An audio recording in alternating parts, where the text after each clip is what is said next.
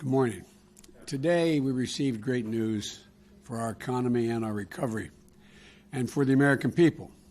This morning we learned that in May, our economy created 559,000 new jobs, unemployment rate fell to 5.8%, and wages went up for American workers. That means we have now created over 2 million jobs in total since I took office. More jobs than ever been created in the first 4 months of any presidency in modern history. Triple the rate of my predecessor, 8 times the rate of President Reagan. The unemployment rate is now below 6% for the first time since the pandemic hit. The first 14 months, first time in 14 months, we saw the largest decline in the number of long-term unemployed more than an entire decade, in the last 10 years. Long-term unemployment dropped by the second largest amount ever recorded. Not only that, but the signs of further progress are already here. This report is based on a week in early May. That's how they determined the job growth or loss. We have growth, and that week in May, we only had 35% of working age adults had been fully vaccinated. Now they were still all wearing masks. Since then, 21 million more adults have gotten vaccinated, making it easy for them to return to work safely. In short, this is progress, historic progress that's pulling our economy out of the worst crisis it's been in 100 years. And it's testament to the new strategy that is growing this economy, not only growing it, but growing from the bottom up and the middle out. Remember, when I took office in January, our economy was in a tailspin. Job growth had stalled. COVID was raging. Average initial claims for unemployment insurance were over 830,000 per week. Now those claims have fallen below 430,000, about half of what they were when I took office. Before I took office, almost 24 million Americans were going hungry. Remember those long lines of cars, miles long, people waiting for just a box of food to be put in their trunk? That number has already dropped by 25%. Still too many, but clear progress. Before I took office, independent experts were projecting that the American economy would grow by 3 or 4% in 2021, this year.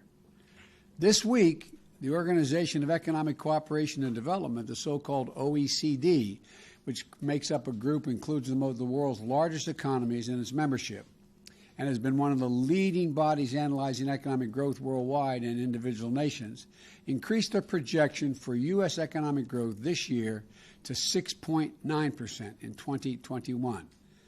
That's the fastest pace in nearly 4 decades. In fact, the U.S. is the only major economy where projections of future growth are stronger today than they were before the pandemic hit in 2020. And in May, manufacturing activity was nearly as strong as it was in more than 15 years, stronger than in 15 years. No other major economy in the world is growing as fast as ours. No other major economy is gaining jobs as quickly as ours. And none of this success is an accident. It isn't luck.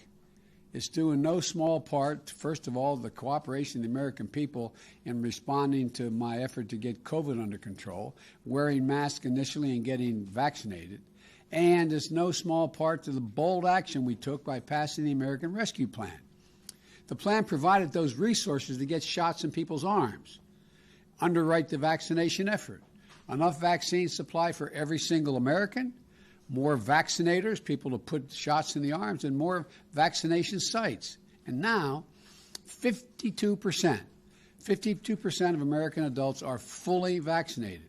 75% of our seniors are fully vaccinated. And the American Rescue Plan delivered economic benefits directly to the American people. Because of that law, more than 167 million of those rescue payments of up to $1,400 have gone out to individual families. A recent study, the Census Bureau data, found just how much these checks mattered. They drastically reduced depression, according to the study, anxiety, and hardship for families. More than 40% fewer families struggle to afford food, rent, utilities, car payments, student loans, and health care expenses. Small businesses and restaurants were getting killed. Now we're delivering loans and support they need to reopen and to stay open. Schools are struggling to reopen, so we made vaccinating teachers a priority. We delivered schools the much support they needed. State and local governments had to lay off tens of thousands of educators and first responders. Many are now back on the job thanks to the rescue plan. In fact, in May, state and local governments added 103,000 education jobs, returned them to work. These funds are continuing to get out this month to support state and local governments, which will help get more people back to work. Small and medium-sized businesses are now able to take advantage of a special tax credit called the Employee Retention Tax Credit. It provides businesses a generous tax credit to retain or hire more workers. Through our Restaurant Revitalization Fund, we anticipate being able to help over 100,000 hard-hit restaurants stay open or reopen. And beginning next month, most families with children will be getting a tax cut, which will be going and deposited in their accounts directly into their bank accounts every month. We know that access to child care is one of the biggest barriers in the way of parents going back to work. Our administration is delivering $39 billion in child care relief to help child care providers get back on their feet, the providers, and serve more families. And this month, our economy added nearly 20,000 more child care jobs that weren't there last month, in fact, allowing parents to have access to get help. And temporary boost in unemployment benefits that we enacted, I should say, help people who lost their jobs through no fault of their own and who still may be in the process of getting vaccinated, but it's going to expire in 90 days. That makes sense, it expires in 90 days. To sum it up, look, COVID cases are down. COVID deaths are up. Unemployment filings are down. Hunger is down. And vaccinations are up. Jobs are up. Wages are up. Manufacturing is up. Growth is up. People gaining health care coverage is up. And small business confidence is up. America is finally on the move again. As we continue this recovery, we're going to hit some bumps along the way. Of course that'll happen. We can't reboot the world's largest economy like flipping on a nice light switch. There's going to be ups and downs in jobs and economic reports, but we're going to be supply chain issues and price pressures on the way back to stability and steady growth. In the coming weeks, my administration is going to take steps to combat these supply constraints, building on the work we're doing on the computer chips. That is, we're providing more computer chips to be manufactured here in the United States so it doesn't slow up the manufacturing of automobiles, for example. Everyone needs to get their shots, though. Now's the time to accelerate the process we've been making. Now's the time to build on the foundation we've laid. Because while our progress is undeniable, it is not assured. That's why I proposed the American Jobs Plan and the Americans Family Plan. For generational investments, we need to make those investments today to be able to continue to succeed tomorrow.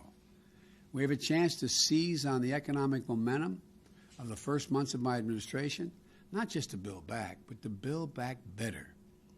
This much is already clear. We're on the right track. Our plan is working, and we're not going to let up now. We're going to continue to move on. I'm extremely optimistic. I hope you are as well. And may God bless you. May God bless America. May God protect our troops. Thank you all for being here this morning. President, give a headline on the infrastructure talks.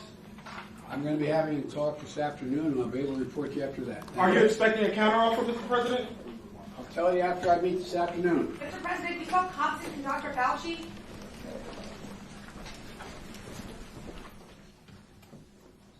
Yes, I'm very confident, Dr. Fauci.